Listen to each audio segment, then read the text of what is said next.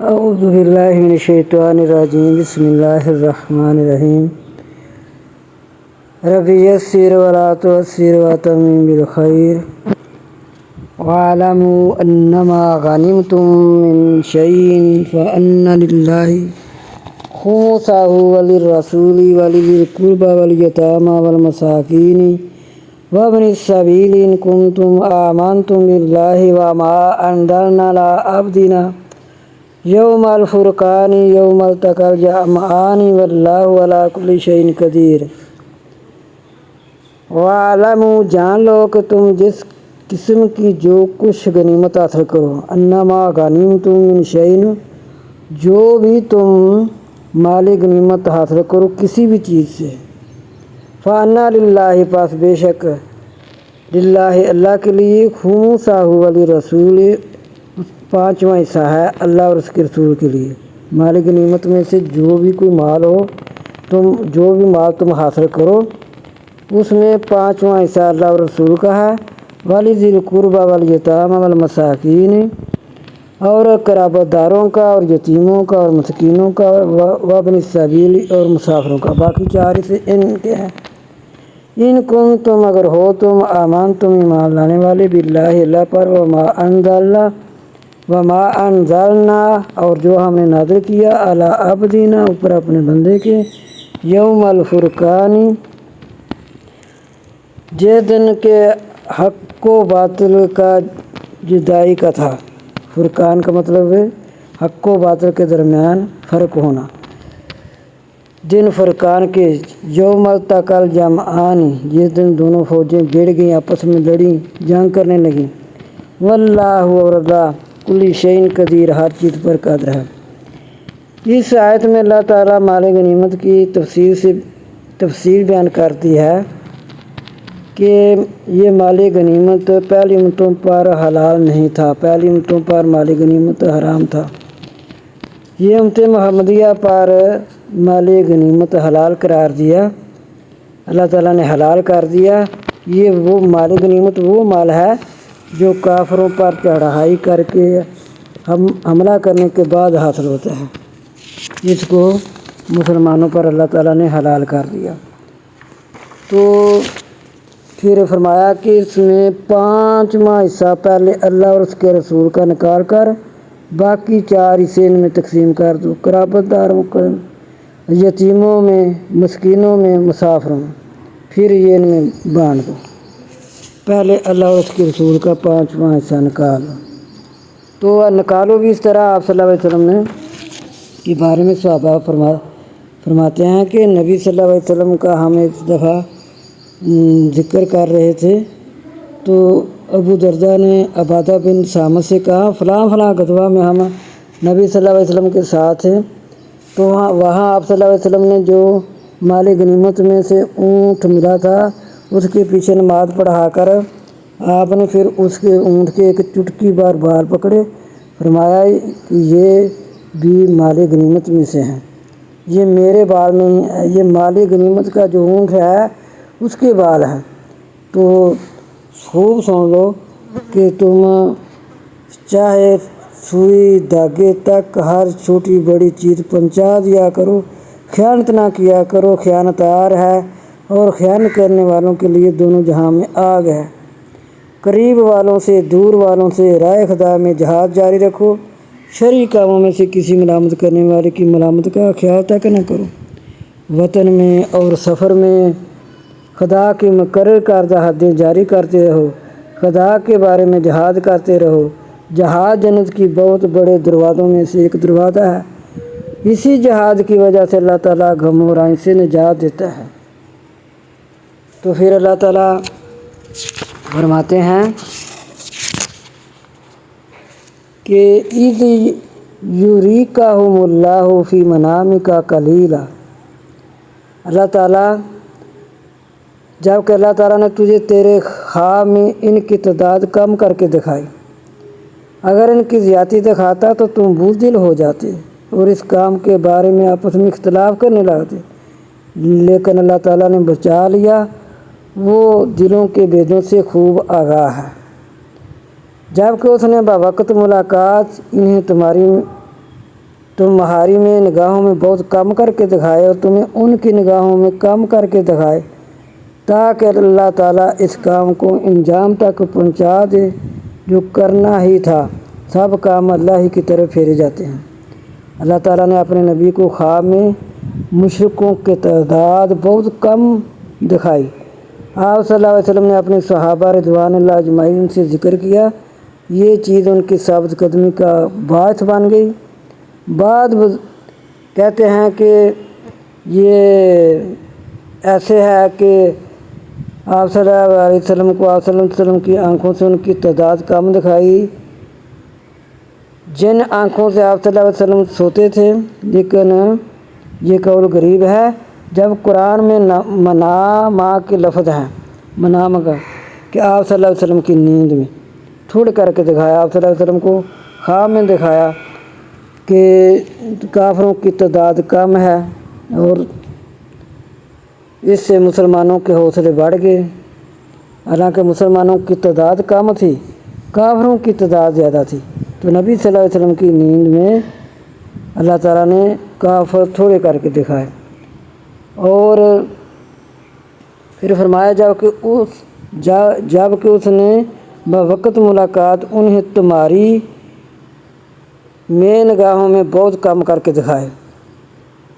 انہیں تمہاری ہی نگاہوں میں بہت کم کر کے دکھائے اور تمہیں ان کی نگاہوں میں کم دکھائی دے، تاکہ اللہ تعالیٰ اس کام کو انجام تک پہنچا دے۔ پھر فرمایا یا ایھا الذین آمنوا اذا لقیتم فئۃ، اے ایمان والو جب تم ملو ایک جماعت کو، جب ان سے تمہاری جنگ ہونے لگے، فاثبتوا، بس ثابت قدم رہو، یاد کرو اللہ کو بہت، شاید کہ تم کامیاب ہو، اور اطاعت کرو اللہ اور اس کے رسول کی، اور نہ تم آپس میں اختلاف نہ کرو ورنہ تم بزدل ہو جاؤ گے، فاستبشروا، تم پھسل جاؤ گے، بزدل ہو جاؤ گے، وتذھب ريحكم، اور لے جائے گا تمہاری خوشبو، واصبروا، اور صبر کرو، بے شک اللہ صبر کرنے والوں کے ساتھ ہے۔ اللہ تعالیٰ اپنے مومن بندوں کو لڑائی کی کامیابی کی تدابیر اور دشمن کے مقابلے کے وقت کی شجاعت سکھا رہا ہے۔ ایک غزوے میں رسول خدا صلی اللہ علیہ وسلم نے سورج ڈھلنے کے بعد کھڑے ہو کر فرمایا، لوگوں دشمن سے بھیڑ جانے کی تمنا نہ کرو، اللہ تعالیٰ سے عافیت مانگتے رہو، لیکن جب دشمنوں سے مقابلہ ہو جائے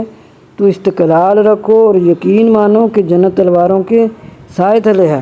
پھر آپ صلی اللہ علیہ وسلم نے کھڑے ہو کر اللہ تعالیٰ سے دعا کی، اے اللہ سچی کتاب کے نازل فرمانے والے، اے دلوں کے چلانے والے،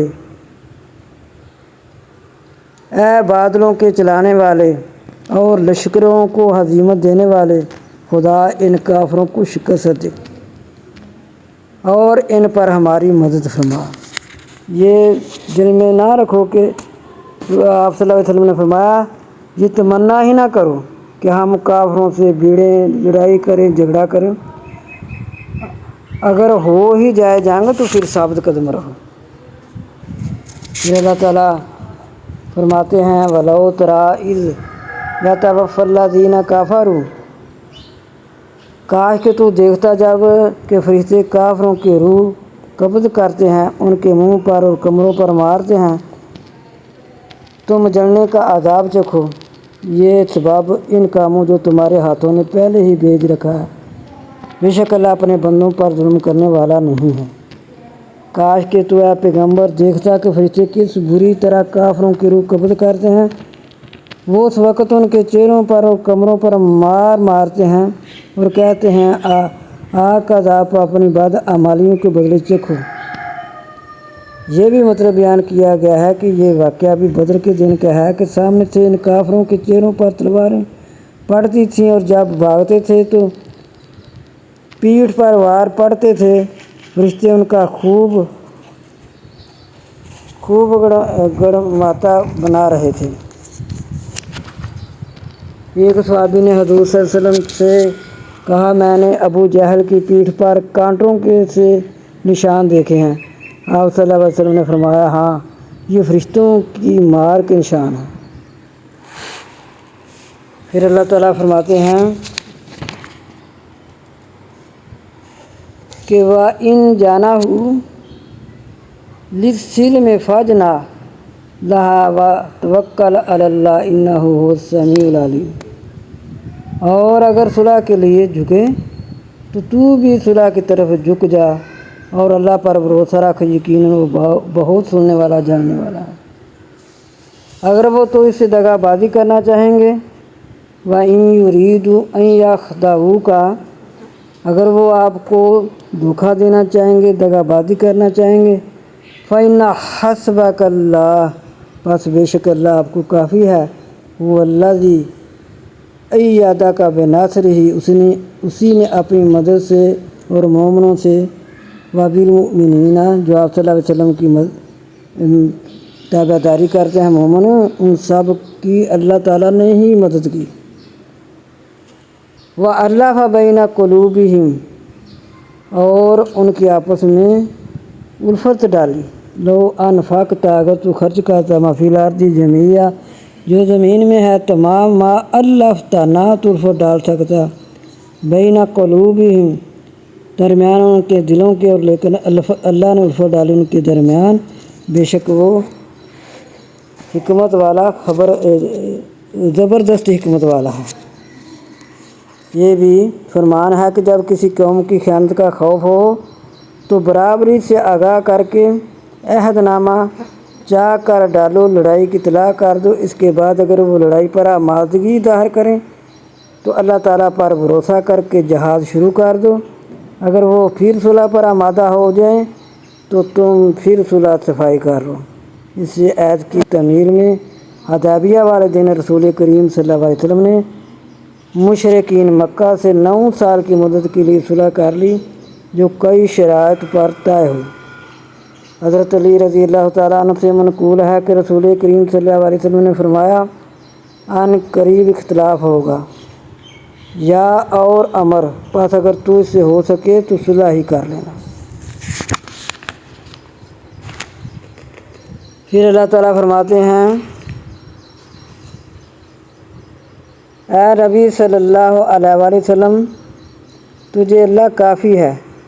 اور وہ مومن جو تیری پیروی کر رہے ہیں۔ اے نبی، ایمان والوں کو جہاد کا شوق دلاؤ۔ اے نبی، ایمان والوں کو جہاد کا شوق دلاؤ۔ یا ایھا النبی حرض المؤمنین علی القتال، اے نبی صلی اللہ علیہ وسلم، حرض المؤمنین، شوق دلاؤ مومنین کو، علی القتال، جنگ کا۔ اگر یکن منکم، اگر ہوں گے تم میں سے 20 صبر کریں، غالب آ جائیں گے 200 پر، اور اگر ہوں گے تم میں سے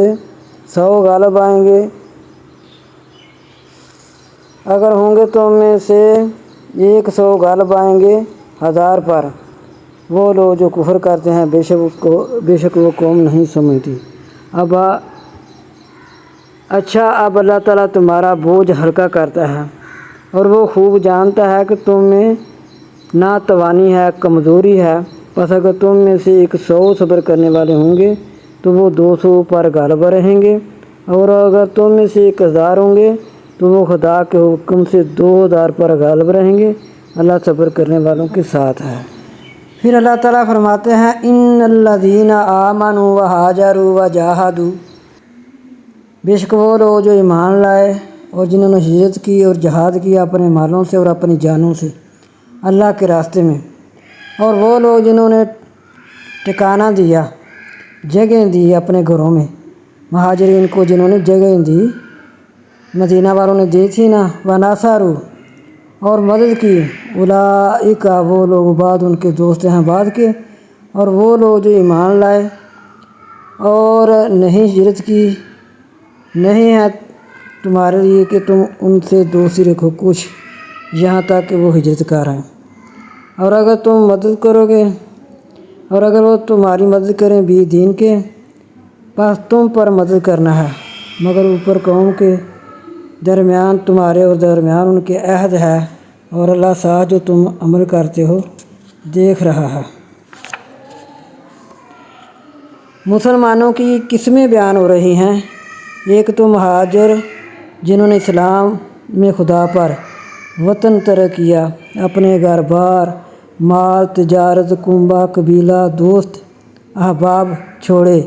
खुदा के दीन पर कायम रहने के लिए। ना जान को जान समझा, ना माल को माल। दूसरे इंसार मदनी जिन्होंने इन महाजरों को अपने यहाँ ठहराया, अपने मालों में इनका हिस्सा लगा दिया,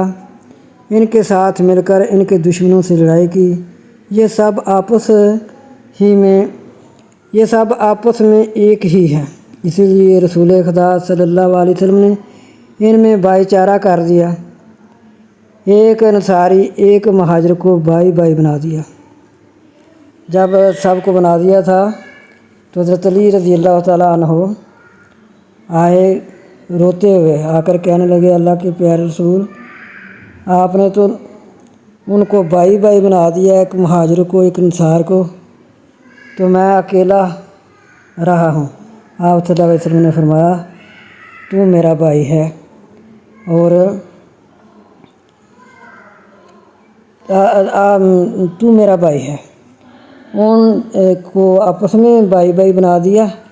एक महाजर और एक अंसार। तो आप सल्लल्लाहु अलैहि वसल्लम ने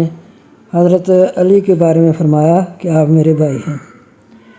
तो इसलिए यहाँ इस आयत में, इन आयात में ये ज़ाहिर हो रहा है कि अल्लाह ताला ने मुहाजिरीन की यानी सहाबा कराम की, इधर मुहाजिर भी सहाबी रसूल हैं, मदीना के अंसार भी सहाबी रसूल हैं। तो अल्लाह ताला कह रहे हैं कि उनका आपस में कितना गहरा तल्लुक़ हुआ दीन की वजह से। जिनका दीन की वजह से तल्लुक़ होता है वह आगे आयत में आएगा कि वो तो जिनका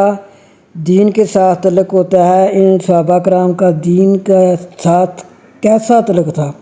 कि उन्होंने अपनी जानों की परवाह न की, घरों की परवाह न की, वतन की परवाह नहीं की,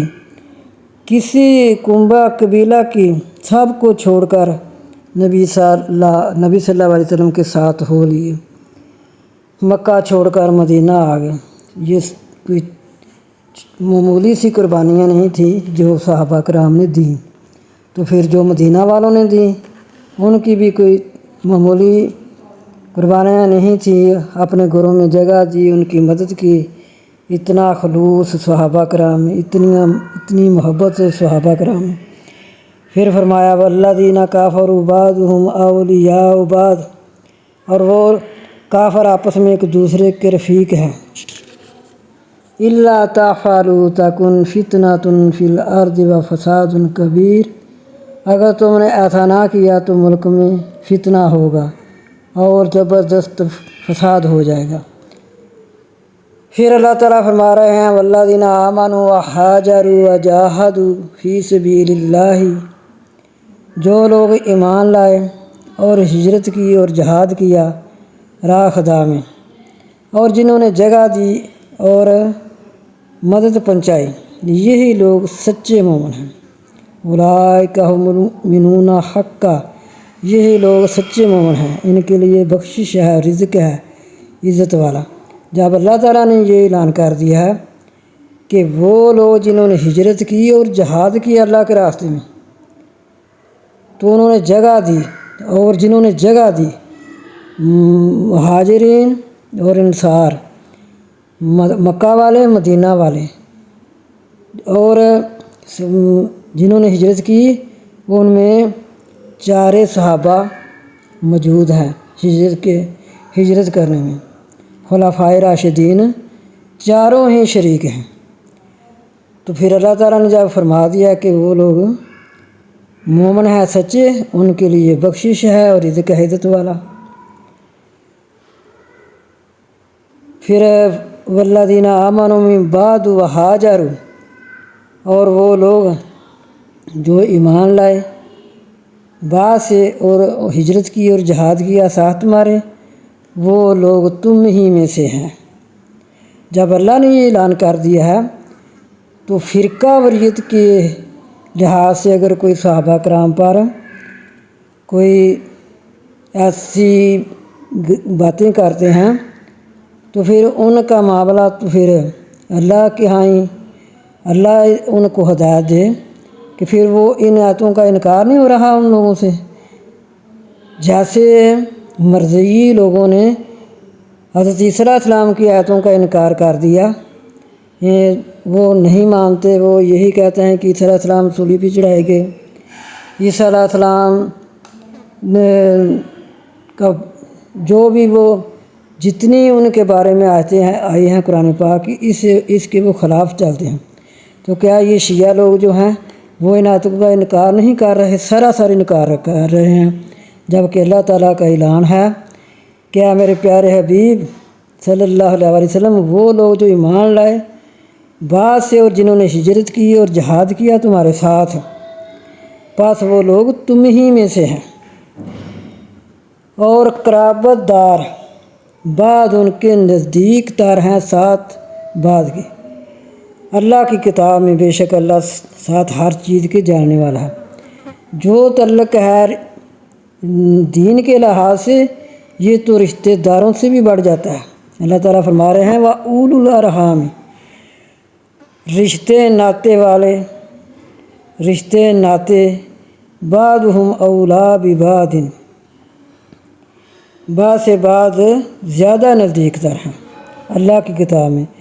ایمان والے اللہ کے نزدیک، جو ایمان والوں کی آپس میں محبت ہے، جو آپس میں پیار ہے، جو آپس میں وہ مخلص ہیں، وہ تو رشتہ داروں سے بھی بڑھ جاتے ہیں۔ تو وہ اللہ کے پیارے محبوب کے بھی اسی طرح ہی اللہ نے فرمایا کہ وہ نزدیک تر ہیں، بے شک اللہ ساتھ ہر چیز کے جاننے والا ہے۔ تو جو ان آیتوں کا انکار کرتے ہیں نا، وہی صحابہ کے خلاف بولتے ہیں۔ وہ اپنے گریبان میں جھانکیں، دیکھیں کہ یہ والی جو آیات ہیں اس سے پہلے بھی ان الذین آمنوا وہاجروا وجاہدوا، بتا دیں ان میں سے کون سے صحابی جنہوں نے ہجرت نہیں کی؟ چار خلفاؤں میں سے، اور جنہوں نے آپ صلی اللہ علیہ وسلم کے ساتھ ہجرت کی اور جہاد کیا۔ پھر اس آیت میں بھی اللہ تعالیٰ فرما رہے ہیں والذین آمنوا وہاجروا وجاہدوا، تو وہ دیکھ لیں کہ وہ ان آیتوں کا انکار کرتے ہیں، اس لیے وہ صحابہ کرام پر برابری کرتے ہیں۔ پھر اللہ تعالیٰ فرما رہے ہیں براءۃ من اللہ ورسولہ الی الذین عاہدتم من المشرکین، اللہ اور اس کا رسول بری ہے، بیزار ہے، ناراض ہے کن لوگوں سے؟ ان لوگوں سے جو مشرک ہیں، جو مشرکوں نے تم سے عہد لیا، جن مشرکوں سے تم نے عہد لیا۔ فَسِیحُوا فِی الْأَرْضِ أَرْبَعَةَ أَشْہُرٍ وَاعْلَمُوا أَنَّکُمْ غَیْرُ مُعْجِزِی اللَّہِ وَأَنَّ اللَّهَ مُخْزِی الْکَافِرِینَ، پس سیر کرو زمین میں 4 مہینے اور جان لو بے شک تم نہیں عاجز کر سکتے اللہ کو، اور بے شک اللہ کافروں کو ذلیل کرنے والا ہے۔ یہ سورہ توبہ جو ہے، یہ سورہ سب سے آخر رسول خدا صلی اللہ علیہ وسلم پر اتری ہے۔ بخاری شریف میں ہے سب سے آخر آیت یستفتونک اتری، اور سب نے سورہ برا اتری ہے، اور سب سے آخر سورہ برا اتری ہے۔ اس کے شروع میں بسم اللہ نہ ہونے کی وجہ سے یہ ہے کہ صحابہ نے امیر المومنین حضرت عثمان بن عفان رضی اللہ تعالی عنہ کی اقتداء کر کے اسے قرآن میں نہیں لکھی تھی۔ ترمذی شریف میں ہے کہ حضرت ابن عباس رضی اللہ تعالی عنہ نے حضرت عثمان رضی اللہ تعالی عنہ سے پوچھا کہ آخر کیا وجہ ہے جو آپ نے سورہ انفال کو جو مثانی میں سے ہے اور سورہ برا کی جو مبین میں سے ہے ملا دیا اور ان کے درمیان بسم اللہ الرحمن الرحیم نہیں لکھی، اور پہلے کی 7 لمبی صورتوں میں انہیں رکھا؟ آپ نے جواب دیا کہ بسا اوقات حضور صلی اللہ علیہ وسلم پر ایک ساتھ کئی صورتیں اترتی تھیں۔ جب آیت اتری آپ وحی کے لکھنے والوں میں سے کسی کو بلا کر فرما دیا کرتے تھے اس آیت کو فلاں صورت میں لکھ دو جس میں یہ ذکر ہے،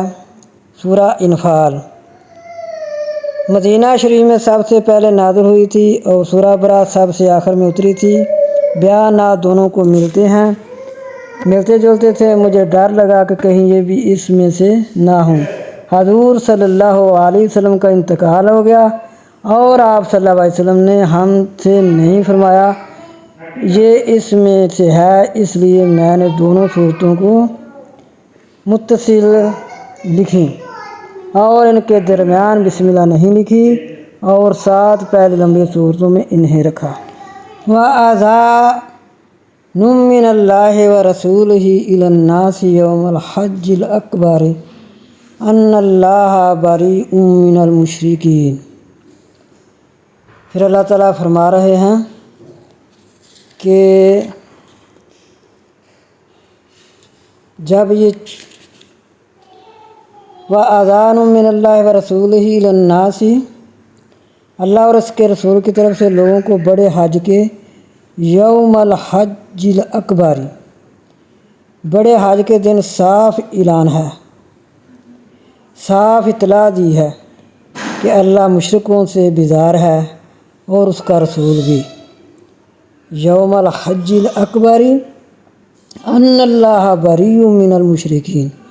اللہ اور اس کا رسول بیزار ہے مشرکوں سے۔ اور اعلان بھی کب کیا ہے؟ حج اکبر کے دن۔ رسول اور اس کا رسول بھی فَإِن تُبْتُمْ، پس اگر تم توبہ کرو پس وہ تمہارے لیے بہتر ہے، وَإِن تَوَلَّيْتُمْ، اور اگر تم پھر جو پس جان لو بے شک تم نہیں عاجز کر سکتے اللہ کو، اور خوشخبری دو ان لوگوں کو جو کفر کرتے ہیں عذاب دردناک کی، ان کافروں کو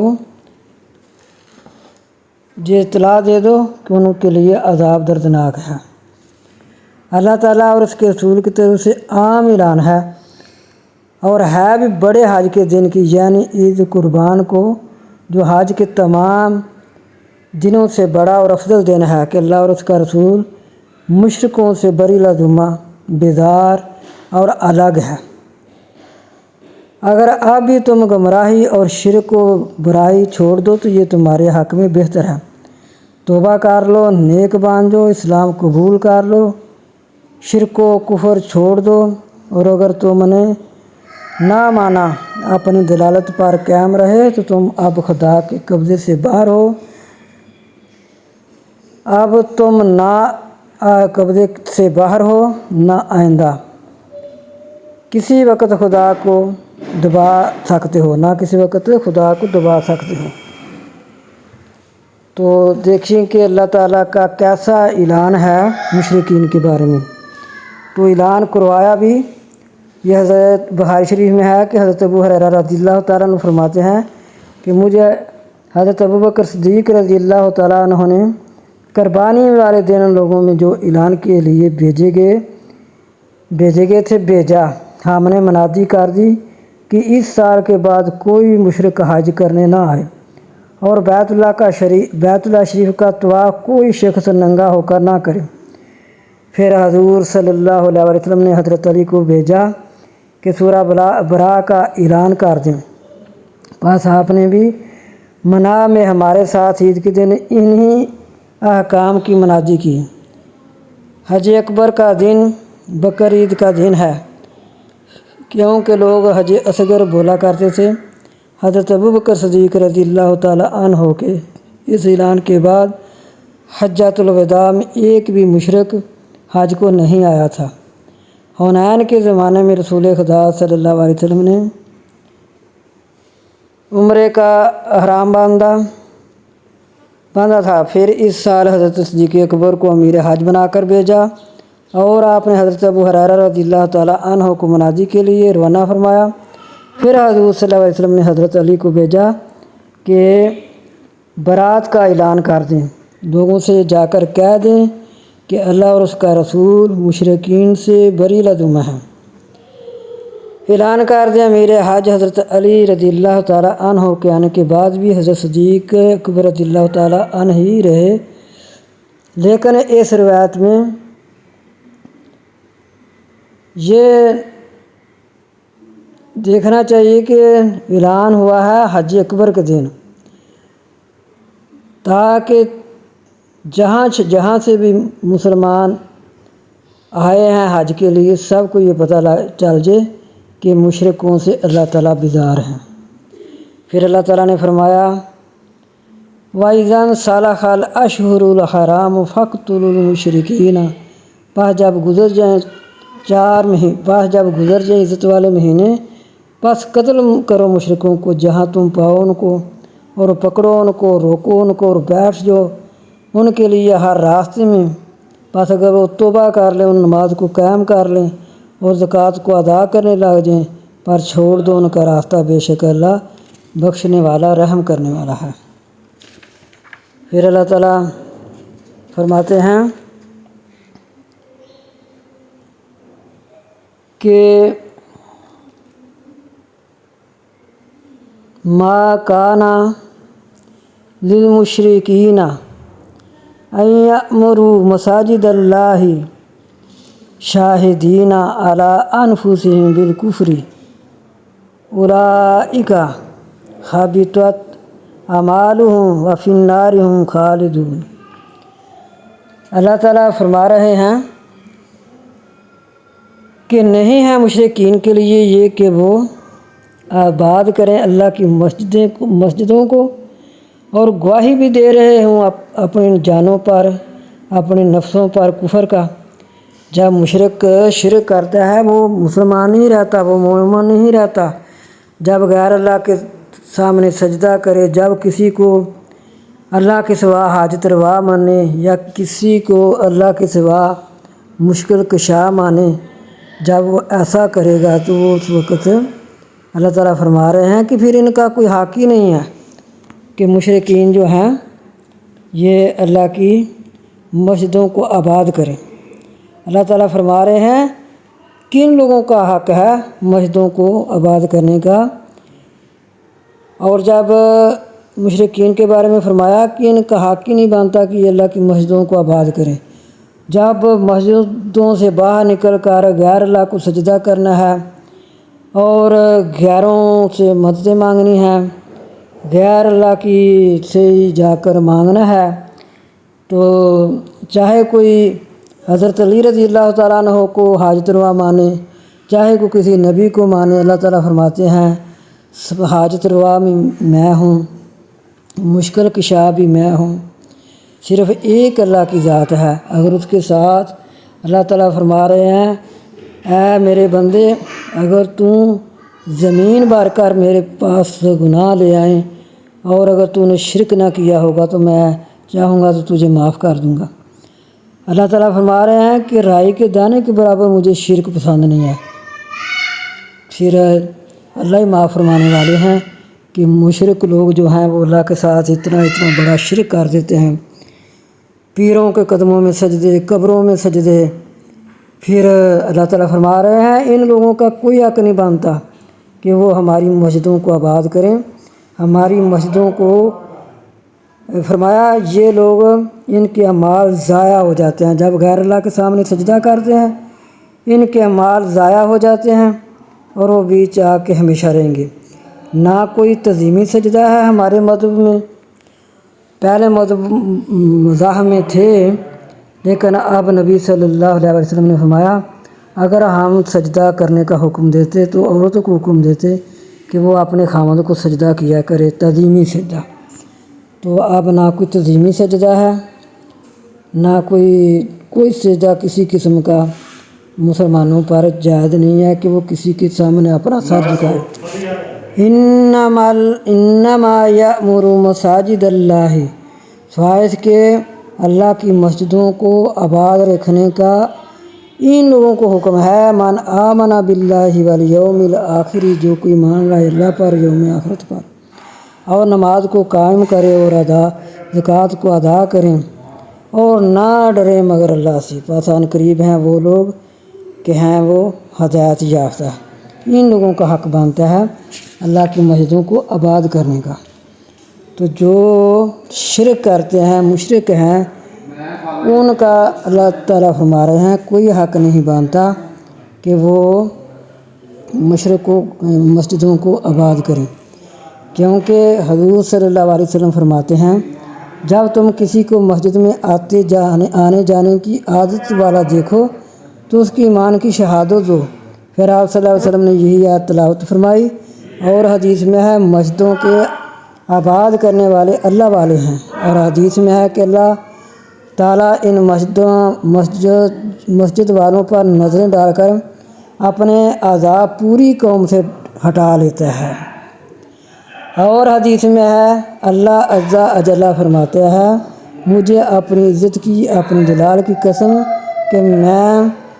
زمین والوں کو عذاب کرنا چاہتا ہوں، لیکن اپنے گھروں کے آباد کرنے والوں اور اپنی راہ میں آپس میں محبت رکھنے والوں اور صبح و سحری کے وقت استغفار کرنے والوں پر نظر ڈال کر اپنے عذاب ہٹا لیتا ہوں۔ اتنی شان ہے ایمان والوں کہ یا ایھا الذین آمنوا انما المشرکون نجس فلا یقربوا المسجد الحرام۔ یہ بھی مشرکین کے بارے میں ہے۔ پھر فرمایا وقالت الیہود عزیر ابن اللہ وقالت النصارى، اور کہتے ہیں یہود عزیر بیٹا ہے اللہ کا، عزیر علیہ السلام اللہ کا بیٹا ہے، اور کہتے ہیں عیسائی عیسیٰ علیہ السلام اللہ کے بیٹے ہیں۔ ذالک، یہ ان کے منہوں کی باتیں ہیں۔ ایسے منکروں کی بات کی وہ لوگ، یہ بھی ان کے یضاہی ہونا، ان منکروں کی بات کی یہ لوگ ریس کرتے ہیں جو اللہ کے سوا کسی کو حاجت روا سمجھتے ہیں یا اللہ کے سوا کسی کو سجدہ کرتے ہیں، یہ ان لوگوں کی ریس کرتے ہیں۔ تو اللہ تعالیٰ فرماتے ہیں انہیں خدا غارت کرے کیسے پلٹائے جاتے ہیں۔ ان لوگوں نے خدا کو چھوڑ کر اپنے عالموں اور اپنے درویشوں کو خدا بنایا ہے، اور مریم کے بیٹے مسیح علیہ السلام کو، حالانکہ انہیں صرف اکیلے اللہ ہی کی عبادت کا حکم کیا گیا تھا۔ حالانکہ جن کو یہ اللہ کا بیٹا بناتے ہیں، اللہ تعالیٰ نے ان کو تو ایک اللہ کی عبادت کرنے کا حکم دیا، عیسیٰ علیہ السلام کو بھی اور عزیر علیہ السلام کو بھی۔ تو اللہ تعالیٰ فرماتے ہیں یہ انہیں کو ہی خدا کا بیٹا کہنا انہوں نے شروع کر دیا، اللہ کا شریک ٹھہرانا شروع کر دیا۔ تو نہیں ہے کوئی معبود مگر وہی معبود برحق ہے، پاک ہے اس کی ذات جو وہ شرک کرتے ہیں۔ پھر اللہ تعالیٰ فرماتے ہیں یریدون ان یطفئوا نور اللہ بافواہہم ویابی اللہ الا ان یتم نورہ ولو کرہ الکافرون والذی ارسل رسولہ بالہدی ودین الحق لیظہرہ علی الدین کلہ ولو کرہ المشرکون۔ اللہ تعالیٰ فرما رہے ہیں کہ تم چاہتے ہو، وہ چاہتے ہیں کافر عیسائی یہودی کہ ہم اللہ کے نور کو بجھا دیں گے، منہوں کی پھونکوں سے انکار کیا اللہ نے، مگر یہ کہ میں پورا کروں گا اپنا نور گرچہ مکرو جانے کافر۔ وہی ذات پاک ہے، بھیجا اپنے رسول کو ساتھ ہدایت کے اور دین حق کے، تاکہ غالب کرے اس کو اوپر سب دینوں کی، لیظہرہ، غالب کرے اس کو علی الدین کلہ، تمام دینوں پر، ولو کرہ المشرکون، اگرچہ مکرو جانے مشرک ہیں۔ اللہ تعالیٰ فرما رہے ہیں کہ میرا دین جو ہے یہ ہر جگہ پہنچ کر رہے گا۔ نبی صلی اللہ علیہ وسلم نے فرمایا کہ یہ دین تمام روئے زمین تک پہنچے گا، کوئی کچا پکا گھر ایسا باقی نہ رہے گا جس میں اللہ تبارک و تعالیٰ کا کلمہ اسلام کو داخل نہ کر دے۔ وہ عزت والوں کو عزت دے گا اور ذلیلوں کو ذلیل کرے گا، جنہیں عزت دینی چاہے گا انہیں اسلام نصیب کرے گا، اور جنہیں ذلیل کرنا ہوگا وہ اسے مانیں گے نہیں، لیکن اس کی متحدی میں انہیں آنا پڑے گا۔ تو اللہ تعالیٰ کا یہ وعدہ ہے کہ یہ دین اللہ تعالیٰ نے فرما دیا ہے، اللہ تعالیٰ نے خوشخبری دی ہے کہ مسلمانوں کو ہی فتح رہے گی، مسلمانوں کو یہ دین اسلام جو ہے یہ ہی تمام دینوں پر چھائے گا، تمام دینوں پر چھا جائے گا۔ تو نبی کریم صلی اللہ علیہ وسلم فرماتے ہیں میرے لیے زمین کی مشرق و مغرب لپیٹ دی گئی، میری امت کا ملک ان تمام جگہوں تک پہنچے گا، میری امت کا ملک ان تمام جگہوں تک پہنچے گا۔ فرماتے ہیں تمہارے ہاتھوں پر مشرق و مغرب فتح ہوگا۔ ماشاء اللہ، سبحان اللہ، الحمدللہ۔ اللہ کے پیارے رسول نے یہ پیشن گوئی دی ہے، یہ فرما دیا ہے کہ مشرق و مغرب فتح ہوگا، تمہارے سردار جہنمی ہیں باوجود ان کے جو متقی پرہیزگار اور امانتدار ہوں۔ تو امانتدار ہوں، فرماتے ہیں یہ دین تمام اس جگہ پر پہنچے گا جہاں پر دین رات پہنچے، کوئی کچا پکا گھر ایسا باقی نہ رہے گا جہاں اللہ عز و جل اسلام کو نہ پہنچائے۔ عزیزوں کو عزیز کرے گا اور ذلیلوں کو ذلیل کرے گا۔ اسلام کو عزت دینے والوں کو عزت ملے گی اور کفر کو ذلت نصیب ہوگی۔ یہ ہے کہ انشاءاللہ دین اسلام ہی غالب آئے گا۔ پھر اللہ تعالیٰ فرماتے ہیں کہ بے شک انا عدت الشہور عند اللہ اثنا، بے شک گنتی ہیں مہینوں کے اللہ کے نزدیک 12 مہینے، جس دن سے اللہ نے پیدا کیا زمین اور آسمان کو، اس میں سے 4 مہینے عزت والے ہیں، یہ دین قائم رہنے والا ہے، پس نہ تم ظلم کرو بیچ ان کے۔ اللہ تعالیٰ فرماتے ہیں جس دن سے میں زمین و آسمان کو بنایا اسی دن سے میں نے اس میں 4 مہینے عزت والے بنائے ہیں، ان میں کوئی جنگ و جدال نہ کرو۔ ہاں اگر کوئی تم سے لڑے، پہلے کوئی تم پر وار کرے تو پھر ان سے تم کر سکتے ہو، تو جان لو بے شک اللہ متقیوں کے ساتھ ہے۔ پھر اللہ نے فرمایا پھر پہلے تم نے نہیں ان سے کچھ کہنا، اگر وہ تو ان سے جنگ کریں جیسے وہ سارے کے سارے جنگ کرتے ہیں، کافر یا کہ مشرک، تم بھی سب مل کر ان سے جنگ کرو۔ الا تنصروہ فقد نصرہ اللہ اذ اخرجہ الذین کفروا ثانی اثنین، اگر تم اس کی مدد نہ کرو، الا تنصروہ فقد نصرہ اللہ،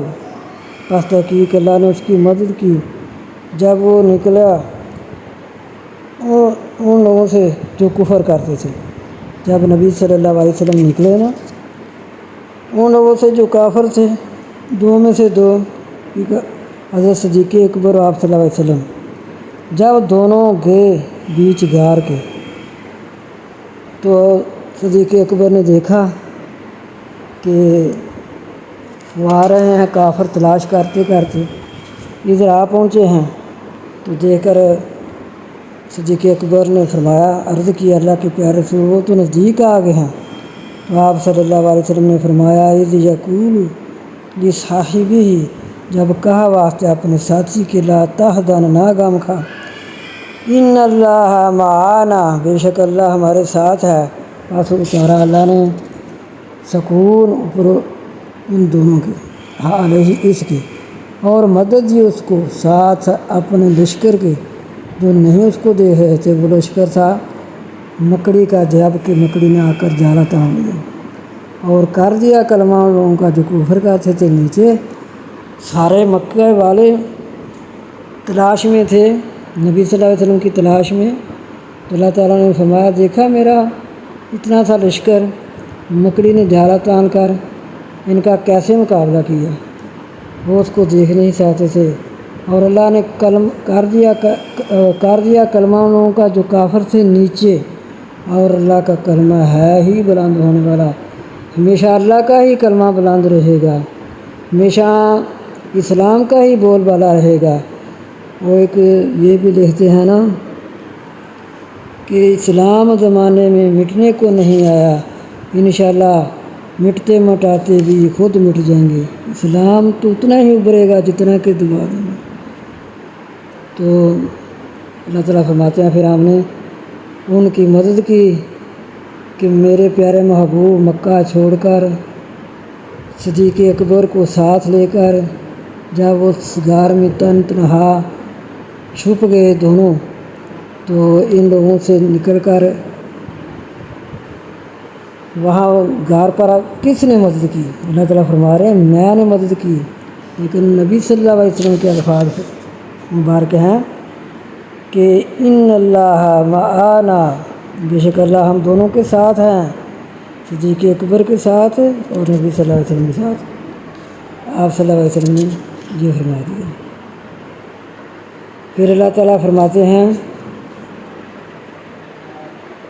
کہ ان تصیبک حسنۃ تسؤہم، اگر پہنچے تجھ کو کوئی اچھائی ان کو بری لگتی ہے، اور اگر پہنچے آپ صلی اللہ علیہ وسلم کو کوئی مصیبت کہتے ہیں تحقیق لیا ہم نے پہلے ہی ہمیں پتہ تھا، اور وہ پھرتے ہیں اور وہ خوش ہوتے ہیں، بہت خوش ہوتے ہیں جب کوئی آپ صلی اللہ علیہ وسلم کو برائی پہنچتی ہے تو اس سے خوش ہوتے ہیں۔ جب آپ صلی اللہ علیہ وسلم کا کوئی نقصان، چچا شہید ہو گئے، آپ صلی اللہ علیہ وسلم کے دندان مبارک شہید ہو گئے، صحابہ کرام شہید ہو گئے، جب آپ صلی اللہ علیہ وسلم کو کوئی ایسی مصیبت پہنچتی تو وہ خوش ہوتے، اور جب آپ صلی اللہ علیہ وسلم کو کوئی اچھائی پہنچتی تو وہ ان کو وہ ناراضگی کا اظہار کرتے کہ وہ یہ کہتے کہ مسلمانوں کو تو کوئی بس یہ ہو کہ کوئی نہ کوئی مصیبت پہنچتی رہے۔ تو اللہ تعالیٰ فرماتے ہیں یہ تو میرا المنافقون والمنافقات بعضهم من بعض، منافق مرد اور منافق عورتیں بعض ان کے بعد یأمرون بالمنکر، حکم کرتے ہیں برے کاموں کا اور روکتے ہیں اچھے کاموں سے، بعضهم من بعض یأمرون بالمنکر وینہون عن المعروف ویقبضون ایدیہم نسوا اللہ فنسیہم ان المنافقین هم الفاسقون۔ منافق مرد اور منافق عورتیں بعض ان کے بعض حکم کرتے ہیں برے کاموں کا اور روکتے ہیں اچھے کاموں سے، اور اپنی مٹھی بند رکھتے ہیں، بھول گئے ہیں اللہ کو، بس اللہ نے بھی ان کو بلا دیا، بے شک منافق ہیں ہی فاسق۔ اللہ کا وعدہ ہے منافق مردوں سے اور منافق عورتوں سے اور کافروں سے جہنم کی آگ کا، ہمیشہ اس میں رہیں گے، وہی انہیں کافی ہے، اور لعنت ہے ان پر اللہ کی، اور ان کے لیے عذاب ہے قائم رہنے والا۔ منافقوں کے بارے میں اللہ تعالیٰ نے یہ فرمایا ہے کہ منافق لوگ کی تدبیریں چالیں چلتے ہیں، تو چالیں چل چل کر جب لوگوں کو نیکی کے حکم پر نہ وہ خود نیکی کے کام کرتے ہیں نہ لوگوں کو کرنے دیتے ہیں، منافقتاں دکھاتے رہتے ہیں۔ تو اللہ تعالیٰ فرماتے ہیں کہ منافق یہ سمجھتے ہیں کہ ہم بہت چلاکیاں کرتے ہیں، چالیں چلتے ہیں، ہم بہت ہوشیار ہیں، لیکن ان سے کہہ دو کہ لعنت ہے ان پر اللہ کی، اور ان کے لیے عذاب ہے قائم رہنے والا۔ وعد اللہ المؤمنین، وعد اللہ المؤمنین، وعدہ اللہ کا مومن مردوں سے اور مومن عورتوں سے جنت کا، چلتی ہوں گے نیچے اس کے نہریں، ہمیشہ رہیں گے اس میں، اور ٹھہرنا ہوگا پاکیزہ بھی جنت عدن کے، اور رضامندی ہوگی اللہ کی بہت بڑی، یہ ہے وہ کامیابی بڑی، اللہ کی خوشنودی بھی، رضامندی بھی بہت بڑی حاصل ہوگی، اور کامیابی بھی بڑی حاصل ہوگی۔ پھر اللہ تعالیٰ فرماتے ہیں یا ایھا النبی، اے نبی صلی اللہ علیہ وسلم جہاد کر کافروں اور منافقوں سے، اور چھا جا ان پر، اور ان کا ٹھکانہ جہنم ہے اور بری ہے جگہ لوٹنے کی۔ پھر اللہ تعالیٰ فرماتے ہیں کہ الذین یلمزون استغفر لهم او لا تستغفر لهم ان تستغفر لهم 70 مرة فلن يغفر الله لهم ذلك بأنهم كفروا بالله ورسوله واللہ لا يهدي القوم الفاسقین۔ ان کے لیے تو استغفار کر یا نہ کر، استغفر لہم، اے میرے پیارے محبوب ان کے لیے استغفار کریں، او لا تستغفر لہم یا نہ کریں، ان تستغفر لہم 70 مرہ، اگر آپ ان کے لیے 70 بار بھی استغفار کریں بس ہرگز نہ بخشے گا اللہ ان کو۔ یہ ہے کہ بے شک وہ کفر کرتے ہیں اللہ اور اس کے رسول کا،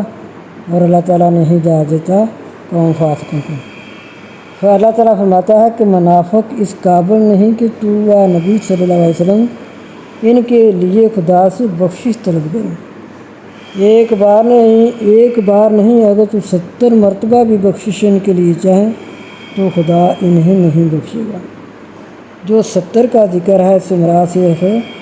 زیادتی ہے، وہ 70 سے کم ہو یا بہت زیادہ ہو۔ بعد نے کہا ہے کہ مراد اس سے 70 کا ہی عدد ہے، چنانچہ حضور صلی اللہ علیہ وسلم نے فرمایا کہ میں تو ان کے لیے 70 بار سے بھی زیادہ استغفار کروں گا کہ خدا انہیں بخش دے، اور خدا تعالیٰ نے اور یہ عہد فرما دیا کہ ان کے لیے 13 استغفار کرنا نہ کرنے کے برابر ہے، کیونکہ عبداللہ بن ابی منافق کا بیٹا حاضر حضور ہو کر عرض کرتا ہے کہ میرا باپ نزع کی حالت میں ہے، میری چاہت ہے کہ آپ اس کے پاس تشریف لے چلیں، اس کے جنازے کی نماز پڑھائیں۔ آپ صلی اللہ علیہ وسلم نے پوچھا تیرا نام کیا ہے؟ اس نے کہا حباب۔ آپ صلی اللہ علیہ وسلم نے فرمایا تیرا نام عبداللہ ہے، حباب تو شیطان کا نام ہے۔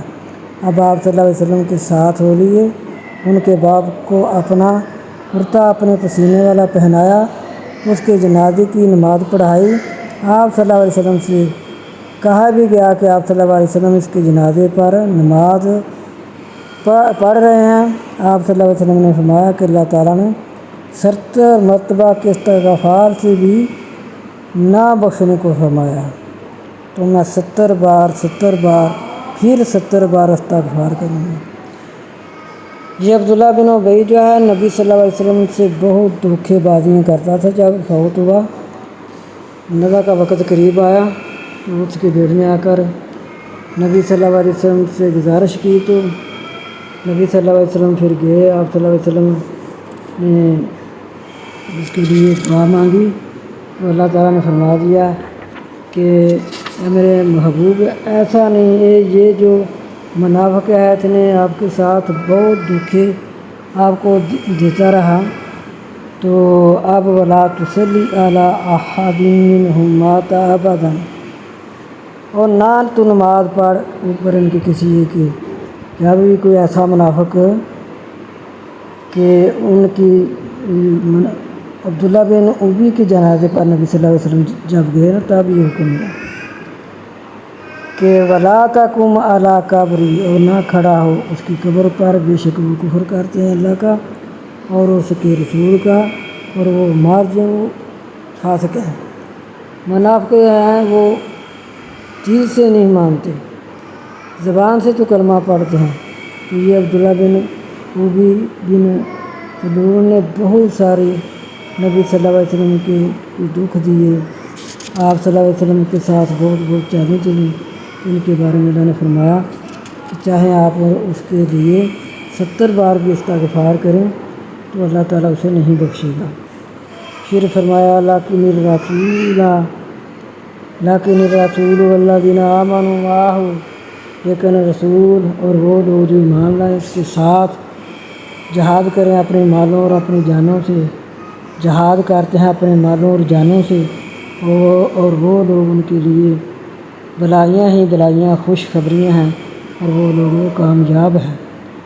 تیار کر رکھا اللہ نے ان کے لیے جنت کو، چلتی ہیں نیچے اس کی نہریں، ہمیشہ رہیں گے اس میں، یہ بڑی کامیابی ہے۔ اللہ تعالیٰ فرماتے ہیں یہ ہے مومن، کہ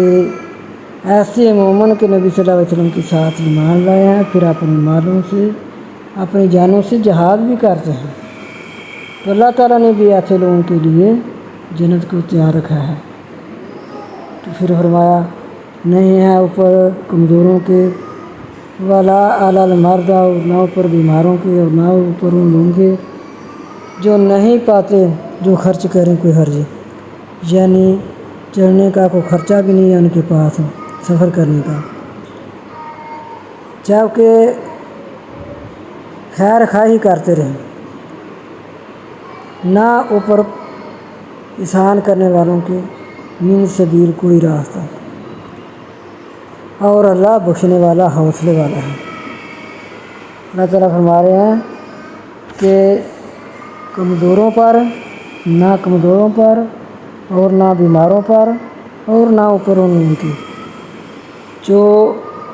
کوئی خرچہ نہیں کر سکتے، بشرطے کہ وہ خدا اور اس کے رسول کی خیر خواہی کرتے ہوں، ناسا وہ خیر خواہی کرتے ہوں، تو نیکیوں کے کاموں میں حصہ بھی بڑھ چڑھ کر لیتے ہوں تو کوئی حرج نہیں ہے، اور اللہ بخشنے والا رحم کرنے والا ہے۔ تو اللہ تعالیٰ فرماتے ہیں کہ پھر وَطَبَعَ اللَّهُ عَلَىٰ قُلُوبِهِمْ فَهُمْ لَا يَعْلَمُونَ وَلَا عَلَى الَّذِينَ إِذَا مَا آتَوْكَ لِتَحْمِلَهُمْ قُلْتَ لَا أَجِدُ مَا أَحْمِلُكُمْ، ہاں ان پر بھی کوئی حرج نہیں جو تیرے پاس آتے ہیں کہ تو انہیں سواری مہیا کر دیں، تو تو جواب دیتا ہے تمہاری سواری کے لیے کچھ بھی نہیں پاتا، تو وہ رنج و غم سے اپنی آنکھوں سے آنسو بہاتے ہوئے لوٹ جاتے ہیں۔ کوئی ایسے بھی صحابی تھے ماشاءاللہ، نبی صلی اللہ علیہ وسلم کے پاس آتے ہیں تو آپ فرماتے ہیں، وہ جہاد کرنے کے لیے آتے ہیں کہ ہمیں بھی ساتھ لے جائیں، تو نبی صلی اللہ علیہ وسلم فرماتے ہیں میرے پاس سواری نہیں ہے تمہیں دینے کے لیے، تو ان کے آنکھوں سے آنسو نکلتے ہیں، آنسو پھوٹ جاتے ہیں کہ انہیں خرچ کرنے کے لیے کچھ بھی میسر نہیں ہوتا، وہ ان کے پاس خود وہ خرچ نہیں کر سکتے، سوائے اس کے راستہ ہے۔ ایسے لوگوں پر کوئی راستہ نہیں ہے جو کہ اللہ تعالیٰ نے بتائے ہیں نا، نہ کمزوروں پر، نہ بیماروں پر، نہ جو کہ راستے کا خرچہ نہیں، راستے پر کوئی عرض نہیں ہے۔ تو فرمایا کہ راستہ ان پر ہے، سوائے اس کے راستہ ہے اوپر ان لوگوں کے جو اجازت طلب کرتے ہیں آپ صلی اللہ علیہ وسلم سے، اور وہ غنی ہیں، راضی ہوتے ہیں یہ کہ ہو جائیں پیچھے رہنے والے، کہ ہمیں جہاد نہ کرنا پڑے، تو جو گھروں میں ہیں ان کے ساتھ رہیں، پیچھے رہنے والوں میں رہیں۔ تو اللہ تعالیٰ فرماتے ہیں وَطَبَعَ اللَّهُ عَلَىٰ قُلُوبِهِمْ فَهُمْ لَا يَعْلَمُونَ، مہر لگا دی اللہ نے ان کے دلوں پر، بس وہ نہیں جانتے۔ تو اللہ تعالیٰ فرما رہے ہیں کہ یہ لوگ جو ہیں نا، یہ ایسے ہی پسند کرتے ہیں کہ ہم بس گھروں میں بیٹھ رہے ہیں، ہمیں جہاد نہ کرنا پڑے، تو ان کے لیے بھی آپ کچھ راستہ نکال سکتے ہیں۔ تو جو یہ لوگ ہیں کہ کمزور ہیں، بیمار ہیں، ان کے لیے تو آپ کوئی ایسا راستہ نہیں نکال سکتے، جیسے کہ صحت میں شرعی عذروں کا بیان ہو رہا ہے، جن کے ہوتے ہوئے اگر کوئی شخص جہاد میں نہ جائے